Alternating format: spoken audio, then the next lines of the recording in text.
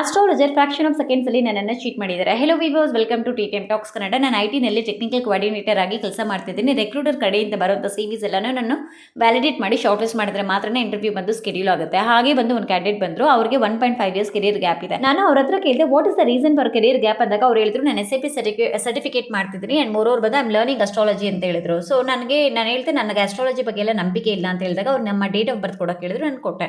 So 72 minutes ಬಂದು prediction ಬಂದು ಹೇಳಿದ್ರು. ಆ ಪ್ರಿಡಿಕ್ಷನ್ ಆದಮೇಲೆ ಅವ್ರು ಹೇಳ್ತಾರೆ ನಾನು 1 ಮಿನಿಟ್ಗೆ 52 ರೂಪೀಸ್ ಬಂದು ಚಾರ್ಜ್ ಮಾಡ್ತಿದ್ದೀನಿ. ಸೊ 72 ಮಿನಿಟ್ಸ್ಗೆ ಬಂದು 3700 ಚೇಂಜ್ ಆಗುತ್ತೆ, ಪೇ ಮಾಡೋಕೆ ಹೇಳಿದ್ರು. ಬಿಫೋರ್ ಪ್ರಿಡಿಕ್ಷನ್ ಅವ್ರ ಅಮೌಂಟ್ ಬಗ್ಗೆ ಏನು ಮಾತಾಡಿಲ್ಲ. ಆಫ್ಟರ್ ಪ್ರಿಡಿಕ್ಷನ್ ಹೇಳ್ತಿದ್ದಾರೆ ನೀವು 3700 ಚೇಂಜ್ ಬಂದು ಪೇ ಮಾಡಬೇಕು ಅಂತೇಳಿ. ಸೊ ನನಗೆ ತುಂಬ ಶಾಕಿಂಗ್ ಆಗಿತ್ತು.